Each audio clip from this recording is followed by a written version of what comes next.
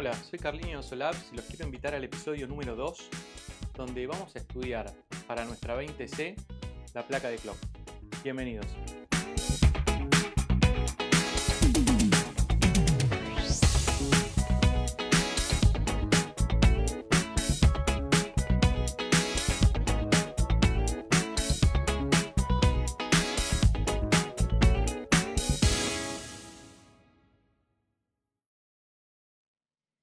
Hola, ¿cómo están? Bienvenidos al episodio donde vamos a explicar todo sobre la placa de clock. Esta placa tiene básicamente tres modos de funcionamiento. Va a tener un modo de funcionamiento paso por paso, va a tener un modo de funcionamiento continuo que va a ser regulable con un potenciómetro y también vamos a tener un modo de funcionamiento a través de un cristal de 1 MHz que nos va a dar la velocidad fija de 1 MHz. Con lo cual, entre estos tres clocks vamos a poder hacer todos los experimentos de nuestra 20C.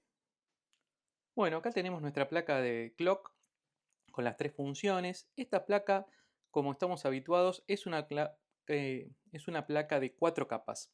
¿Por qué tiene 4 capas? Una capa va a ser 5 volt, otra capa va a ser ground y después vamos a tener dos capas de conexiones o traces, una arriba y otra en la parte de abajo de la PCB. Acá podemos observar que tenemos distintos tipos de conectores. Vamos a tener conectores de salida, donde van a estar las velocidades de nuestros clock, conectores para power, donde vamos a poder tener los 5 volts y ground separados, y después vamos a tener unos sockets para poder poner los chips de lógica que necesitamos para nuestro circuito, y otro socket donde vamos a poner los chips 555 que van a dar distintos timings. Los vamos a ir explicando uno por uno más adelante. Tenemos un potenciómetro y también vamos a tener un botón para ir paso por paso si quisiéramos. Con este switch vamos a poder prender y apagar nuestro cristal, pero todo esto lo vamos a ir viendo en detalle más adelante. Básicamente esta es nuestra placa. Cada vez que hagamos un clic vamos a ver cómo se va a ir prendiendo el LED cada vez que hagamos un pulso de reloj. A veces puede pasar que, bueno, está tan rápido el reloj que va a parecer que el LED está prendido. También lo vamos a cubrir más adelante. Bueno, ¿cómo nos llega nuestra placa una vez que le encargamos a la fábrica? Yo como uso LISI EDA, siempre las pido a JLC PCB. Nuestra placa nos va a llegar acá, adentro de una caja. Y algo que va a tener en particular, vamos a poner la caja por un segundo en un costado, es que nos va a venir con estos bordes como de manipulación. Estos bordes son para que la máquina que crea la placa y pone los distintos componentes pueda trabajar con la placa más fácilmente. Yo estos bordes se los saco cuando vamos a operar. Entonces, fíjense que los puedo sacar con la mano. A veces si son un poco duros, puedo usar un alicate y corto un poco al principio y después sigo y saco el resto. Entonces lo primero que vamos a hacer cuando la recibimos siempre es cortarle un poquito los bordes. Otra de las cosas que voy a hacer es, yo siempre las limpio con alcohol isopropílico. Fíjense esta cómo le quedan manchados los dedos con la grasitud que tengo. Lo podemos hacer todas las veces que quisiéramos, ¿no? Fíjense acá cómo quedan las manchas. Entonces vamos a tirarle muy suavecito un poquito de alcohol. Y yo uso estos paños que se llaman PECPAD, que sirven para limpiar lentes de cámaras fotográficas. Pero como no dejan ningún tipo de residuo, son bastante buenos para poder limpiar las placas PCB también. Entonces yo le voy a ir pasando hasta que más o menos quede seco. Acuérdense que esto es alcohol, el alcohol no tiene agua, lo cual para limpiar nos sirve muchísimo.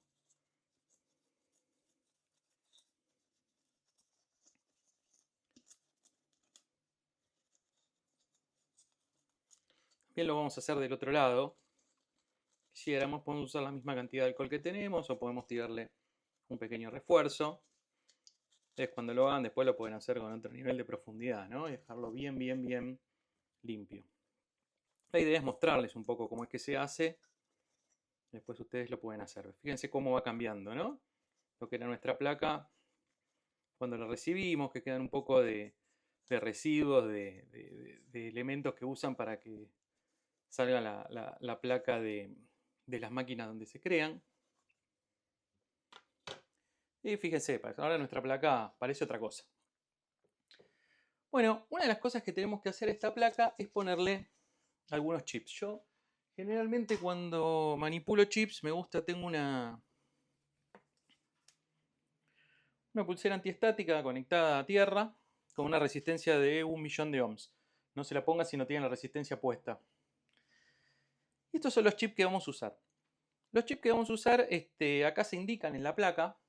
Vamos a tener un AND, que es un 74HC08, un NOT, que es un 74HC04, y un OR, que es un 74HC32. Y también vamos a usar acá 3555, que es nuestro querido timer. Con lo cual, acuérdense, AND, NOT y OR. Son los únicos 3 chips que le vamos a tener que poner. El resto de la placa ya está configurada con todos los componentes que necesitamos, como resistencias y capacitores. Vamos a estudiar por qué es que los estamos poniendo y qué significan. Lo que hago para poder poner los chips es alineo el pin 1 del chip. El pin 1 generalmente está indicado por un circulito especial. En este caso, yo acá tengo como un pequeño circulito y acá en la placa va a decir pin 1 donde tengamos que ponerlo. Fíjense, está bastante pequeño para poder verlo acá, pero si ustedes ven la placa lo van a ver y va a decir pin 1, pin 1, pin 1. Generalmente todos los chips los oriento iguales en una placa para que no tengamos que no nos podamos confundir. Entonces lo primero que voy a hacer es poder presionar un poquito las patas para que entren. Y siempre pongo primero un lado y después el otro. Y me fijo y fíjense, ahí entró un 555. Así voy a hacer con todo el resto de los chips que tenga. Hasta que queden todos en los zócalos. La ventaja de tener zócalos es que es muy fácil colocar los chips.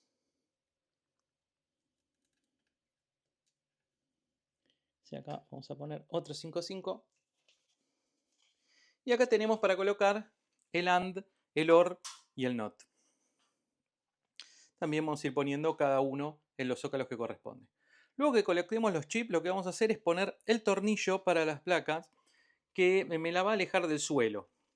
¿Por qué lo hago después de poner los chips? Por si tengo que hacer presión. Si hago presión con el tornillo puesto, esto se va a mover. En cambio, si lo hago así sobre una superficie firme, antiestática, va a estar bien.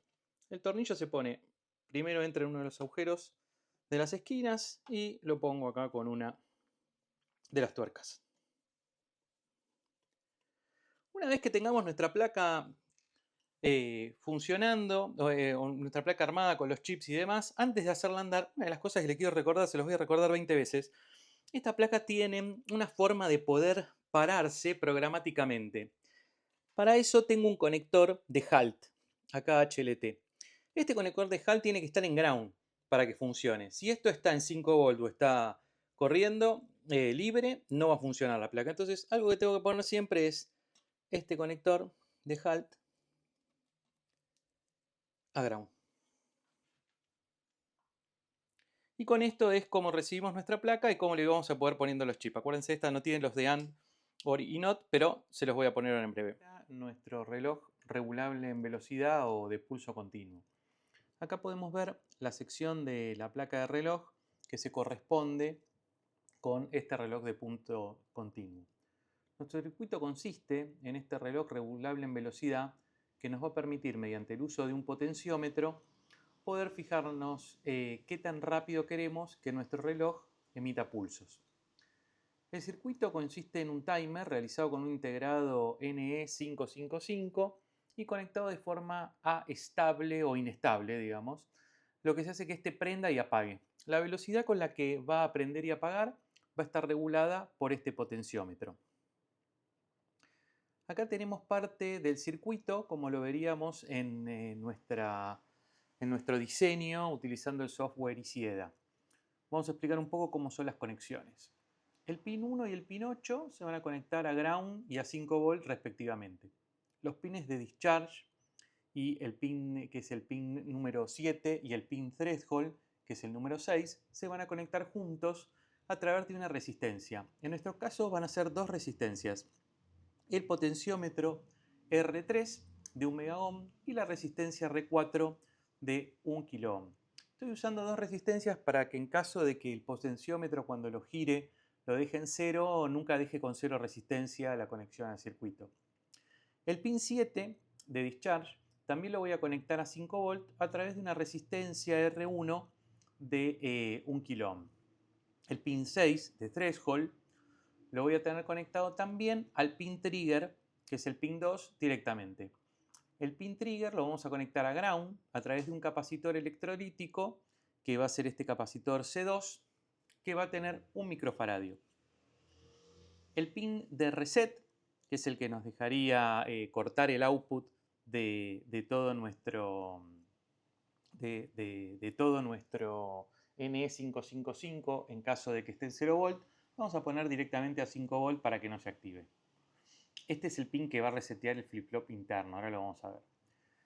El pin 5 de control lo vamos a conectar a ground a través de un capacitor C1 de 10 nanofaradios. Este nos va a permitir mejorar bastante la forma de la onda para que sea una buena onda cuadrada cuando emitimos los pulsos. Y la salida del circuito, que es el pin 3, van a salir a través de este pin de output. Vamos a estudiar ahora un poco cómo es que funciona internamente el NE555. Adentro va a tener dos comparadores, comparador 1 y comparador 2, que son esos triángulos que están a la derecha del circuito, y se van a conectar a un flip-flop con el set y el reset. Acá está conectado el reset del pin 4, que sería otro reset más, y acá vamos a tener el output, que va a salir por nuestro pin 3 de output. El capacitor C2 que vimos, las resistencias R1, R3 y R4, nos van a regular la frecuencia de los pulsos. ¿Cómo arranca el circuito? Bueno, este pin trigger está en 0 volt, porque el comparator 1 va a arrancar con 0 volt en el pin trigger. Como esto es menos de un tercio del voltaje total, el voltaje total es 5 volt y un tercio es 1,6 volt, el comparador se va a activar y se va a darle set al flip-flop y el flip-flop va a enviar la información de que está activo. Le va a mandar una señal a out y nos va a dar 5 volt en el pin 3 de out. El capacitor que está conectado al pin de trigger se va a empezar a cargar a través de todas las resistencias y cuando llega a acumular este tercio del voltaje, este 1,67, va a apagar al comparador 1. Cuando el capacitor se sigue cargando y llegue a más de 2 tercios del voltaje, o sea, llega a más de 3,3 volt, el comparador 2 se va a activar. Cuando se activa el comparador 2, se conecta al pin de reset y va a apagar el flip-flop y acá en el output vamos a tener 0 volt. Ahora, ¿qué va a pasar? Cuando acá vaya a 0 volt, se va a activar el flip-flop, va a descargar el capacitor a través del pin 7 de discharge y el capacitor va a volver a llegar a 0. Cuando baje la energía del capacitor, el voltaje del capacitor a menos de 1,6 volt, va a volver a activar el comparador 1. Y ahí se vuelve a activar el set y ahí vuelven a salir los 5 volt por el out. Por eso es que se produce este pulso de sube, baja, sube, baja, sube, baja. Lo vamos a estudiar con un osciloscopio. Al reducir la resistencia, digamos R3, moviendo el potenciómetro, vamos a aumentar la frecuencia de los pulsos porque el capacitor se va a cargar antes. Si queremos ver cómo es la frecuencia de los pulsos, va a responder a esta fórmula. En nuestro caso, R1 es la resistencia R1 de 1 ohm y la resistencia R2 de la fórmula va a estar compuesta por la suma de las resistencias R3 y R4. La suma de las resistencias R3 y R4 va de 1 ohm a un mega ohm o 1001 ohms, ya que es el potenciómetro, es de 1 megaohms. De esta forma es como funciona nuestro reloj continuo regulado por potenciómetro. Si prendemos nuestro reloj continuo, fíjense que en el LED vamos viendo más o menos cuál es la velocidad y vamos a poder aumentar la frecuencia girando el potenciómetro hacia la derecha y también la vamos a poder disminuir girándolo hacia la izquierda. Yo la voy a aumentar bastante, fíjense cómo se van La luz casi está prendida. Se podría, yendo a la izquierda, hacerlo más y más y más y más lento. Si lo paramos, fíjense cómo pueden ver la diferencia en el ancho de los pulsos dependiendo de cuál es la frecuencia que estoy usando. Bueno, ahora vamos a ver a nuestro reloj paso a paso. Nuestro circuito consiste en un reloj que nos va a permitir avanzar a nuestro ritmo a medida que apretamos un botón. Este botón que podemos ver indicado como Step Button. Cada vez que presionemos este botón, se va a emitir un pulso de reloj.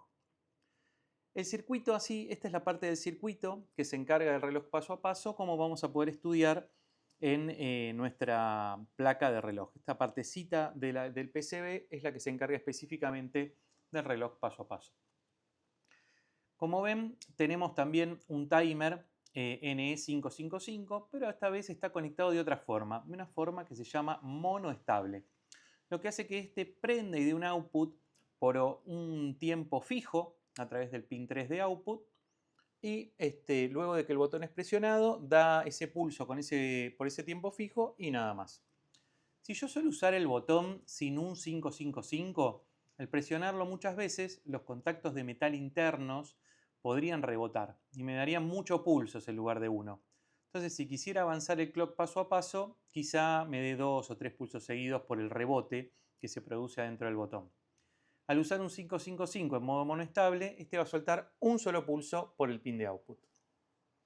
Bueno, vamos a analizar un poco cómo es nuestro circuito interno, como lo podemos definir en nuestro software de diseño de la PCB.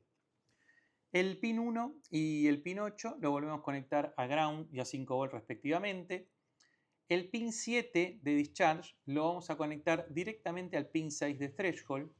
El pin 2 de trigger lo vamos a conectar con un pull-up a una resistencia R5 a 5 volt. Esta resistencia R5 es de 1 k ohm.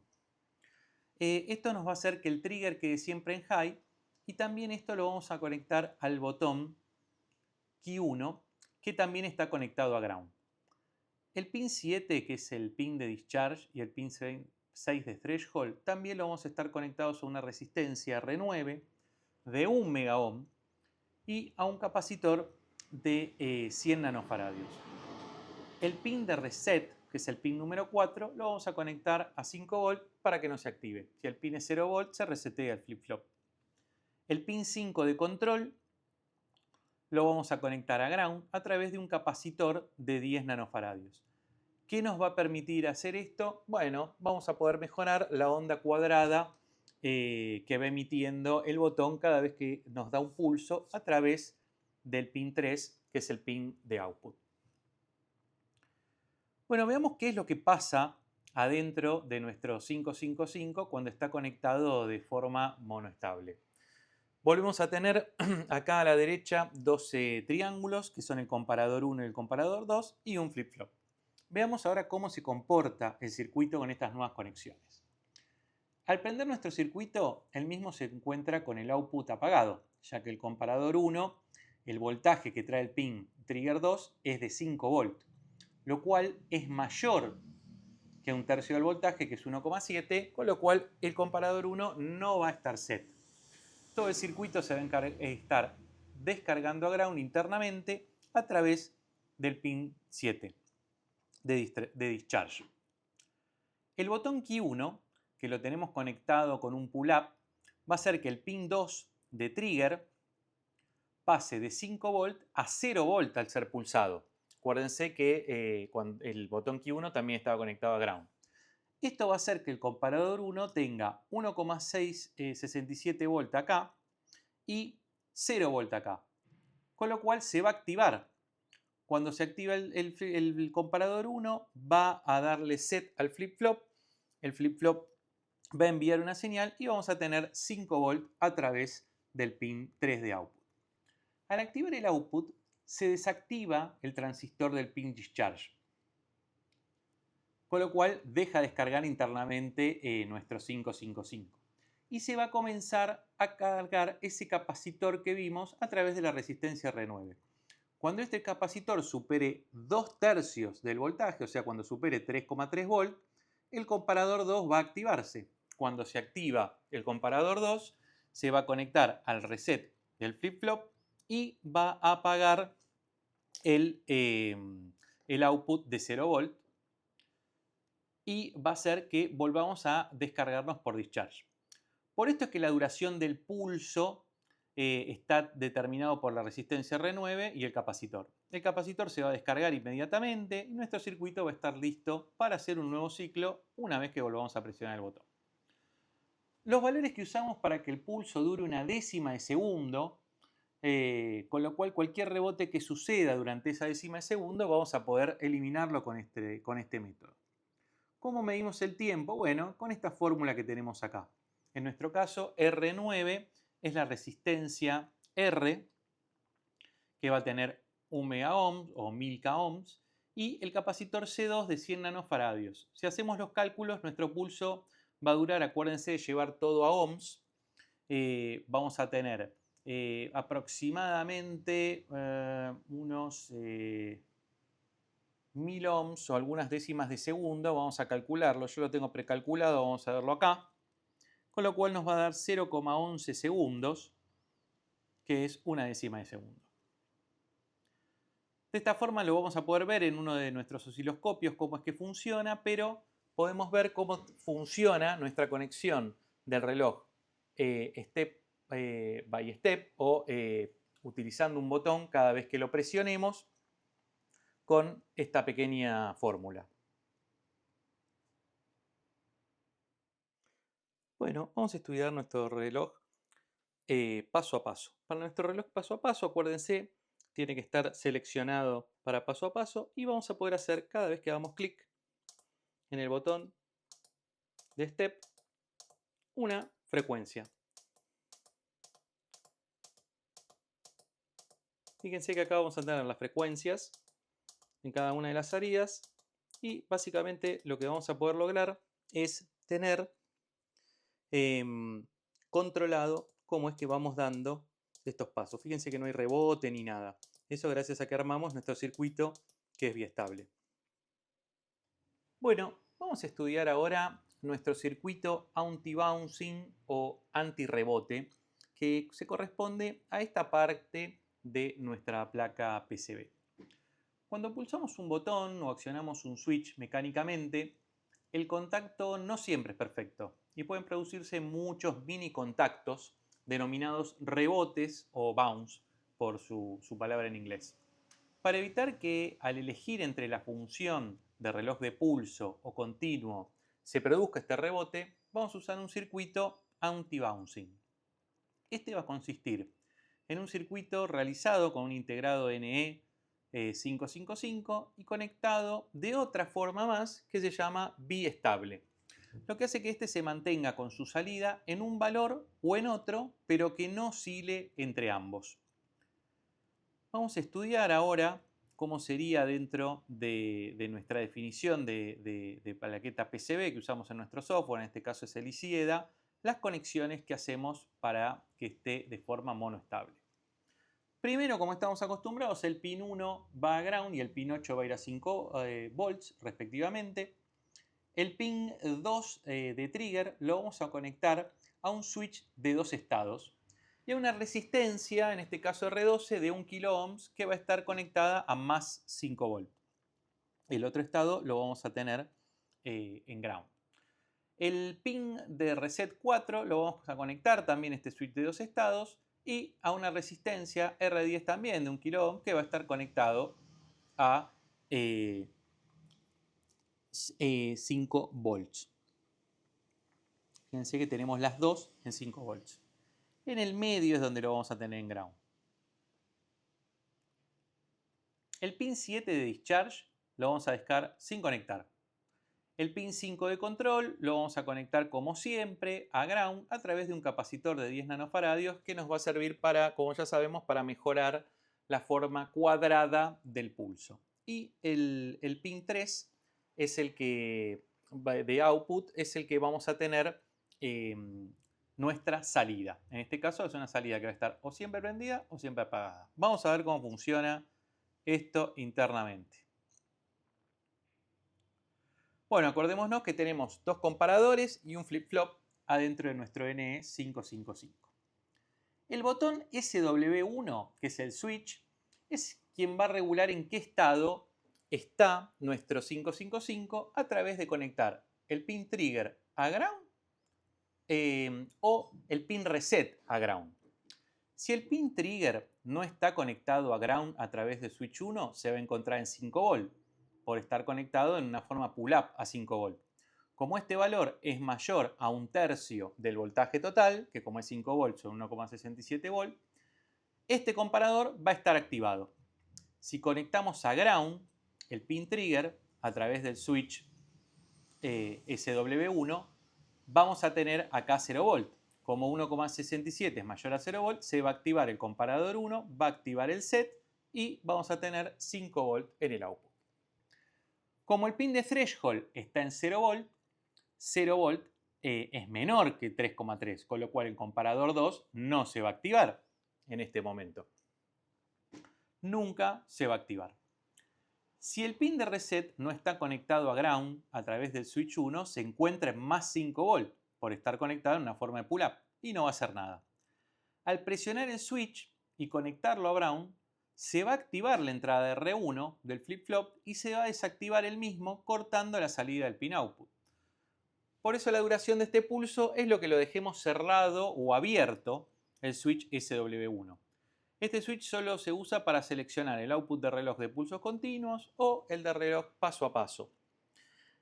Pero vamos a ayudarnos de una lógica de TTL o transistor a transistor junto al output de este circuito para filtrar un poco la salida de nuestros dos relojes. Nuestro tercer reloj es un reloj fijo a 1 MHz.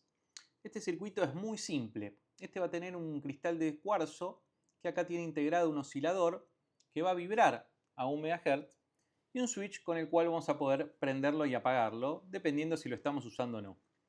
El mismo va a emitir de forma continua 1.000.000 de pulsos por segundo. Generalmente yo lo activo solo cuando lo estoy usando, ya que causa un poco de ruido al lado de los otros circuitos. Muchas veces acá en Power se le puede poner un capacitor de 1 microfaradio para poder filtrar todavía un poco más la salida, y algunos le ponen una perla de ferrita o un bead de ferrita a la salida para poder todavía filtrar más algún tipo de ruido. En nuestro caso no va a ser necesario, es suficientemente buena la señal y la idea es mostrar cómo con una señal pobre todavía podemos hacer funcionar perfectamente nuestros circuitos. Bueno, si vemos internamente, el circuito va a tener un pedazo de cuarzo y un electrodo. Este cristal va a emitir pulsos a la frecuencia de 1 MHz. Va a operar a 5 volt y cuando recibe esos 5 volts se va a expander y contraer a una velocidad fija. Ahora, los pulsos que emite son pulsos analógicos, digamos, no son ondas cuadradas. Para eso es que tenemos el oscilador. El oscilador lo que va a hacer es tomar estos pulsos analógicos o senoidales que emite nuestro cristal y transformarlo en una onda cuadrada, que es lo que necesitamos. Si vamos a estudiar nuestro circuito, ¿cómo es que se hace la conexión? Bueno, la conexión es muy fácil. El cristal se va a conectar al pin de output directamente en el header de salida, que se va a llamar out 1 MHz. Vamos a tener un switch de power off conectado a los 5 volts de cristal para apagarlo cuando no lo usemos y que no genere un ruido electrónico a los otros relojes. Acuérdense que la señal nativa de un cristal de cuarzo no es una onda cuadrada, sino que es triangular, y el mismo integrado va a tener ese oscilador que lo que va a hacer es transformarlo en una onda triangular o sinusoidal. Si lo quieren usar, cualquier placa que necesite una velocidad de 1 MHz, lo conectan al header out 1 MHz y ya va a estar funcionando. También vamos a ver en el osciloscopio cómo es que se registra esta velocidad. Bueno, vamos a grabar y ver nuestro reloj de 1 MHz. Para poder ver nuestro reloj de 1 MHz vamos a prender el cristal y fíjense, acá voy a tener la frecuencia. Esta frecuencia, si la vemos acá, es 1 MHz exacto. y tenemos más o menos el ancho de 5 volts. Cada una de estas rayitas son 5 volts. Esto podemos cambiar la escala si quisiéramos para hacerlo más ancho o más angosto y poder ver cómo es que es cada una de estas líneas. Pero fíjense, la frecuencia sigue siendo de 1 MHz usando nuestro oscilador. Y siempre lo podemos apagar si queremos. Para poder utilizarlo, vamos a sacar una conexión del header de clock de 1 MHz. Para poder filtrar y emitir en una forma un poquito más correcta los pulsos de nuestro reloj y también para tener un pulso que sea el pulso derecho y el invertido, vamos a estar usando tres compuertas lógicas. Una compuerta AND, que es la 74HC08, una compuerta NOT, que es la 74HC04, y una compuerta OR, que es la 74HC32. Vamos a estudiar un poco viendo el circuito que define nuestra placa, cómo es que estas están conectadas. Vamos a arrancar con la compuerta AND. El pin 14 de la compuerta AND va a recibir los 5 volts de alimentación y el pin 7 es el ground. El pin 1 lo vamos a conectar a una salida NOT del inversor HLT o HALT. El pin 2 lo vamos a conectar al OR de la salida de reloj paso a paso y al reloj regulable en velocidad o pulsos continuos. O sea que va a la salida de los dos. El pin 3 va a ser la salida de la señal de clock o CLK. Los pines 4, 5 y 6 no los vamos a estar usando. Estos corresponden a los dos inputs de una compuerta AND y a su output. No lo vamos a estar usando. Acuérdense que esta compuerta en particular tiene, es una AND gate cuádruple. Tiene un input, un output, un input, un input, un output. El pin 13 de la salida del reloj de pulsos se va a combinar con el pin 12 out bay de la salida del 555 que va a seleccionar el reloj de pulsos continuos o el reloj paso a paso. El pin 11 es la salida ya filtrada del reloj de pulsos. No se preocupen, lo vamos a ver en detalle. El pin 9 es la salida del reloj paso a paso. Se va a combinar con el pin 10, que es la salida del 555 que selecciona el reloj de pulsos o paso a paso cuando vale 0, o sea, invertida para que valga 1. El pin 8 es la salida ya filtrada del reloj paso a paso con un nombre un poquito largo, and out not be push 62. Vamos con la placa, ahora con la compuerta NOT. Vamos a tener en el pin 14 los 5 volts y en el pin 7 el ground. Los pines 1, 2, 3, 4, 5, 6 no los vamos a conectar, no los vamos a usar. El pin 13 provoca la señal inversa de la salida de out B para tener un valor 1 que combinar con un AND en el caso del reloj paso a paso. Lo vamos a ver uno a uno, no se preocupen. El pin 11 HALT o HLT tiene la señal de HALT que invierte en el pin NOT HLT. Y el pin 9 de clock tiene la señal de reloj que se va a invertir en el pin número 8 NOT clock. Por último tenemos la compuerta OR. La compuerta OR también es una compuerta cuádruple que va a recibir dos inputs y va a dar un output. Y estamos usando una sola de esas compuertas. En el pin 14 tenemos 5 volts y en el pin 7 vamos a tener el ground. En el pin 13 vamos a recibir la salida de la compuerta Anout Pot B31, esta salida, y la combinamos con la salida de la compuerta Anout Not B Push 62, esta otra. Estamos combinando esta acá, en este OR. Y nos va a dar esta salida de OR. Básicamente estamos eligiendo cuál es el reloj que nos va a dar los pulsos, uno u otro. Vamos a estudiar un poco los headers que tenemos ahora. El pin 1 del header out555, este es el header que va a estar más a la izquierda. Si nosotros volvemos a ver nuestro header, estamos hablando de este header.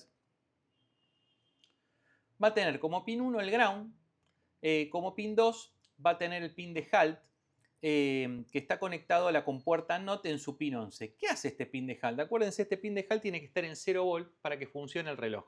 nosotros lo podemos parar programáticamente, así que si este está en un valor más alto que 0 volt, no va a andar el clock. Después, el pin 3 de la compuerta AND va a estar conectado a los pines 2, 3 y 4. Esto lo que nos hace es tener el valor de reloj acá. Y en los pines 6, 7 y 8 vamos a tener la señal inversa de reloj y estos están conectados a la compuerta NOT. Los pines 1, 2, 3, 4, 5, 6, 7, 8 del pin del header de out 1 MHz es el header que está más a la derecha. Están todos conectados directamente a la salida del oscilador. Y aparte tengo un LED para que me marque el pulso, ya sea cuando aprieto con el botón de step by step o cuando uso el reloj continuo que regulo con el potenciómetro y que me marque más o menos la frecuencia en forma visual. El reloj va a estar conectado a la señal de CLK del header out555 y tiene una resistencia de 220 ohms. También podríamos haber hecho que la señal de clock esté conectada a un transistor y que el transistor sea el que le dé, el que sea el driver del LED. Quise dejar el diseño lo más simple posible, pero cuando veamos otras placas vamos a ver que muchas veces que prendemos un LED no lo prendemos directamente con valores de buses, sino que lo usamos a través de por lo menos un transistor usándolo como driver. Bueno, vamos a analizar cómo funcionan las compuertas AND, NOT y OR.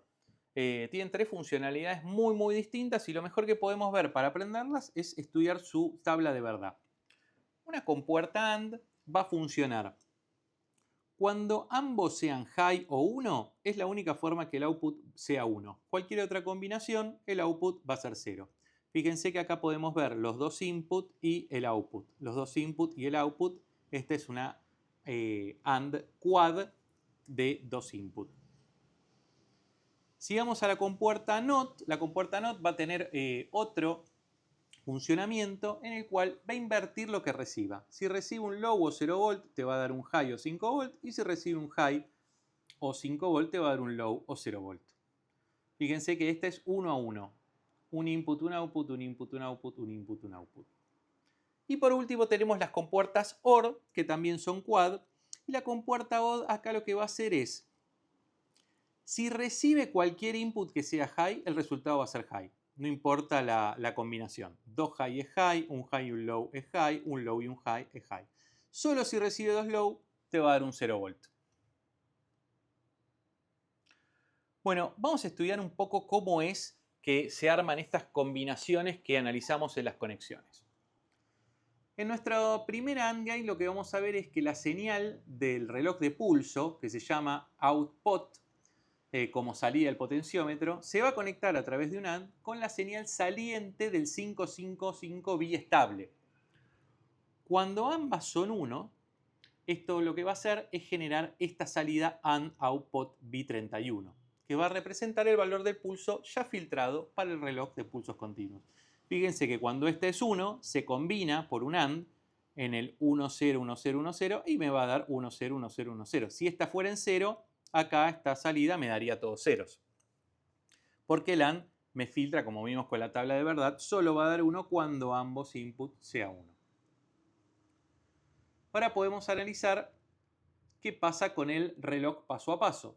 La señal de reloj paso a paso se llama outpush y se conecta también al AND con la señal saliente del 555 bistable outB.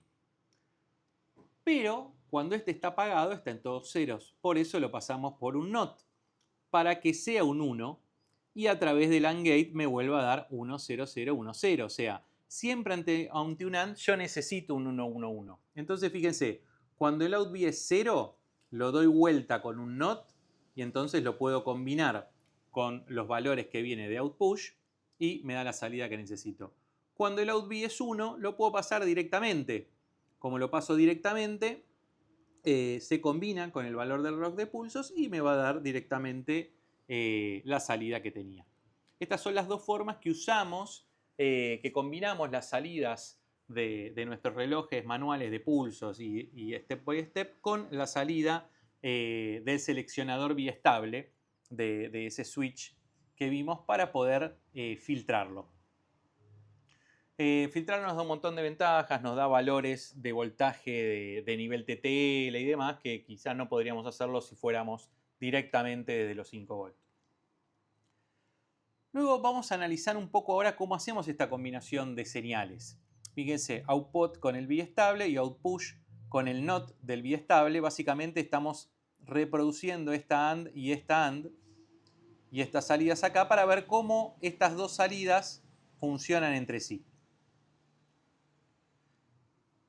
Las señales del reloj paso a paso y las señales del reloj de pulsos ya filtradas por el biestable, lo vamos a conectar a una compuerta OR, donde va a aparecer la señal de una o la señal de la otra. Y acuérdense que la OR, siempre que hubiera 5 volts, lo va a dejar pasar. Con lo cual, cualquier señal que reciba estas dos, las va a combinar y las va a dejar pasar. Y acuérdense que solo vamos a recibir una de ambas. Porque si este está en 1, este va a estar en 0. Con lo cual, acá vamos a recibir todos ceros y acá vamos a recibir los unos que correspondan. Y si este está en 0, todo esto va a ser 0 y este va a estar en 1.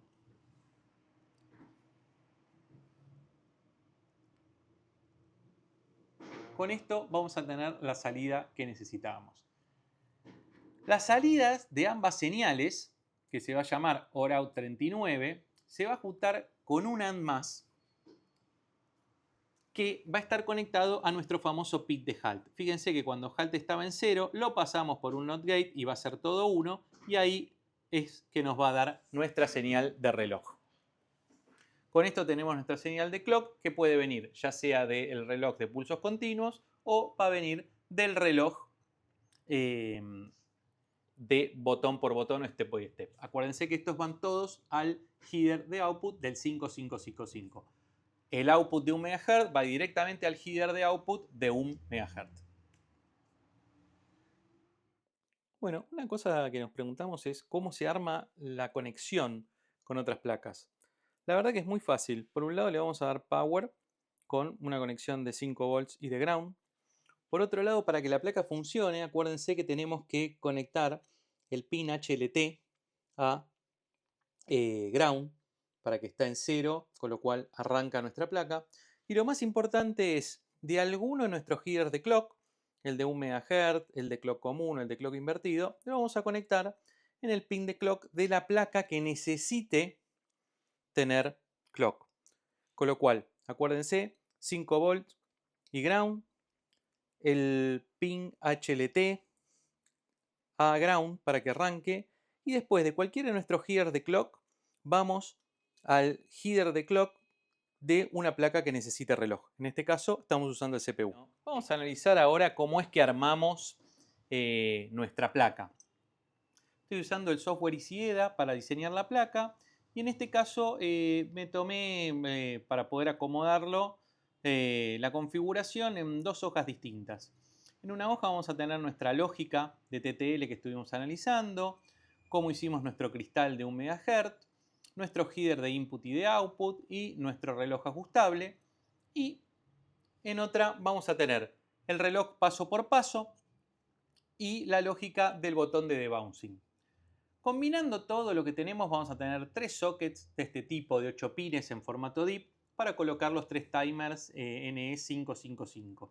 Acuérdense que es súper importante alinear el pin 1 del chip con el valor del pin 1 que vamos a ver acá en la placa de PCB. También vamos a tener sockets para poder conectar nuestras compuertas de AND, NOT y OR. En este caso son sockets de 16 pines cada uno. Acuérdense de alinear el pin 1, por favor. Vamos a tener dos headers de 8 posiciones cada uno. Uno va a ser el header para los relojes de potenciómetro y de step by step, o reloj continuo, el primero de potenciómetro, de 8 posiciones, y otro para las salidas de 1 MHz, también de 8 posiciones. Vamos a tener varios switches de on-off, con lo cual vamos a poder prender y apagar el cristal de 1 MHz. Y en el caso de nuestra conexión de botón de bouncing, vamos a tener uno para activar o el clock de paso a paso o el clock ajustable como potenciómetro. Vamos a tener también un botón Este botón lo que vamos a hacer es poder darle al botón paso a paso, decirle que queremos un pulso.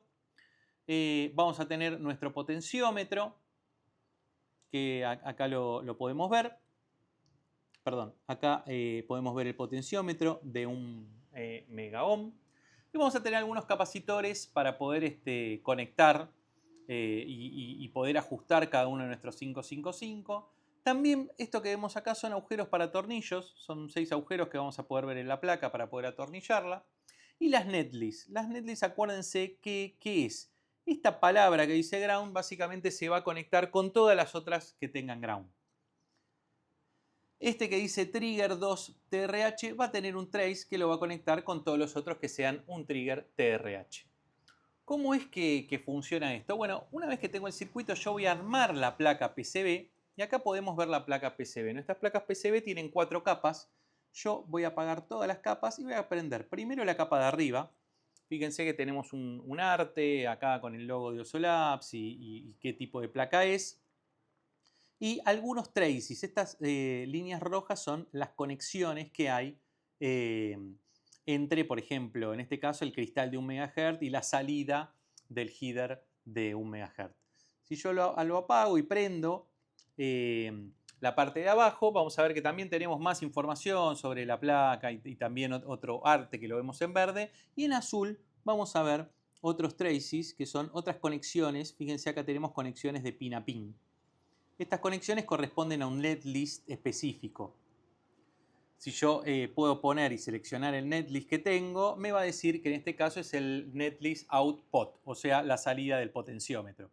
Acá podemos ver que va a estar entrando en un AND seguramente, o en un NOT seguramente, y acá sale la salida del pin 3 de este 555. Nuestras placas son cuatro capas, con lo cual yo lo que voy a tener es una capa de ground y una capa de 5 volt aparte. Lo que nos deja hacer estas capas es aislar mucho eléctricamente cómo funcionan los circuitos y la verdad que va a bancar que tenga mucho ruido, aunque no tengamos una carcasa establecida. Yo ahora voy a prender toda y voy a seleccionar el layer de arriba y vamos a ver, así es como se ve nuestra PCB con los agujeros para tornillo.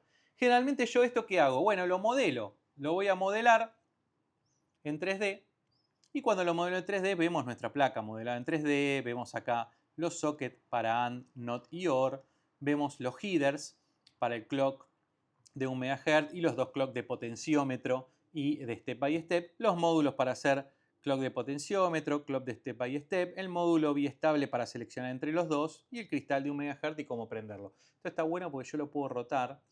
Y entonces si lo roto lo voy viendo en 3D cómo es que sería, digamos, la placa y cómo me quedaría. Tengo la versión, un link para ir a Osolabs y demás. ¿Qué hago una vez que estoy acá? Bueno, una vez que estoy acá tengo que venir a la placa PCB y exportar varias cosas. Por ejemplo, una de las cosas que me conviene exportar es el Bill of Materials, que es cuáles van a ser las distintas piezas de la PCB, cómo fabricarlo, que es el archivo Gerber, y dónde poner esas piezas que yo tengo adentro del PCB, que es el archivo Pick and Place File. Yo ya exporté eso por todos ustedes, digamos, para que lo puedan ver, y si venimos a la página de Osolabs, osolab.tech/home, podemos ir al GitHub de Osolabs si queremos. Acá vamos a tener varios capítulos, acá va a estar el video del clock, acá tenemos, si queremos, el artículo del clock, donde nos va a explicar con detalle escrito todo lo que estamos viendo en este video, por si alguno lo quiere leer y tenerlo anotado. Y si voy al GitHub de Osolabs, fíjense que tenemos varios episodios, el 0, el 1, el 2 que estamos viendo ahora, que es el de clock. Si yo le hago clic, acá vamos a ver todos los archivos que necesitamos para poder generar nuestra placa. Vamos a tener algunos archivos gráficos, si queremos, donde se puede ver en 3D cómo sería la placa. También vamos a tener para hacerlo en Altium. Vamos a tener el BOM, que es el Bill of Material con todos los distintos componentes que estamos usando en la placa. El archivo Gerber, que es el que nos dice cómo armar la placa. Un PDF que nos dice cómo es que funciona, cómo está armada nuestra placa. dónde poner cada una de nuestras partes del BOM dentro de la placa, un archivo para poder importarlo a ICEDA y modificar si queremos, y otro archivo para poder ver el circuito en PDF de nuestra placa. Con esta información no hay excusas para no crear la placa y poder estudiar el reloj paso a paso. Acuérdense que me pueden escribir, pueden comentar en el módulo de YouTube, pueden venir a la página de osolabs.tech o pueden ir directamente al sitio de YouTube @osolabs para ver cómo es que está funcionando esta placa, y por si tienen alguna duda pueden ver los episodios anteriores. Acuérdense, nuestro GitHub es osolabs.tech/la20c.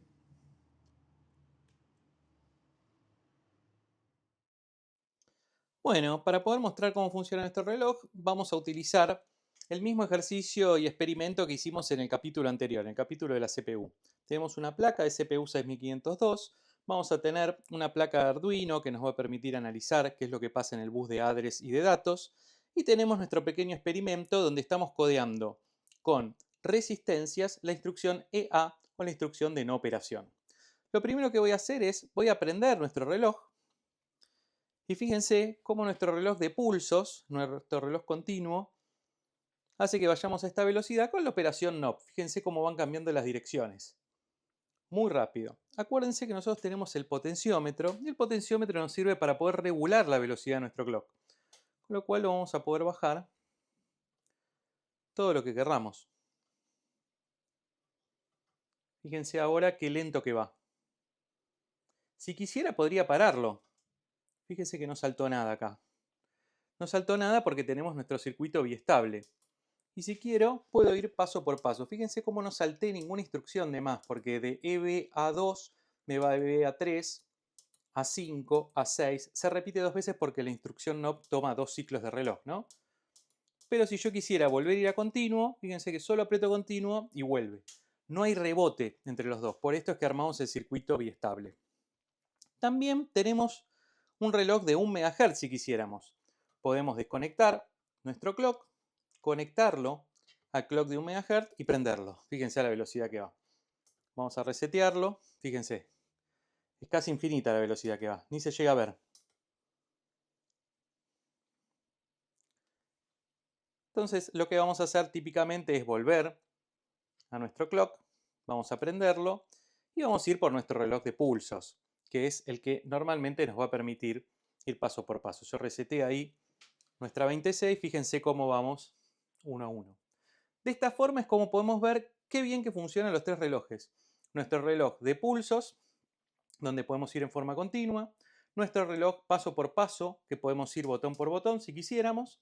Y nuestro reloj de 1 MHz para algunos circuitos y algunos chips que necesitan una velocidad un poco más alta para poder funcionar. Bueno, de esta forma concluimos el experimento de cómo mostramos que funcionan nuestros tres pasos de reloj. Ir a osolabs.tech. Acá van a poder ver todo sobre la 20C. Acá van a figurar todos los artículos y todos los videos. Y también van a tener algunas otras series. Por ejemplo, la serie que tenemos hecha de entre el 6500, donde comparamos el 6502 con el 6510. El GitHub, donde van a poder encontrar todos los diferentes diseños de placas que estamos haciendo. No se olviden de ir al canal de YouTube y suscribirse en @osolabs, o pueden ir al Instagram en @osolabstech.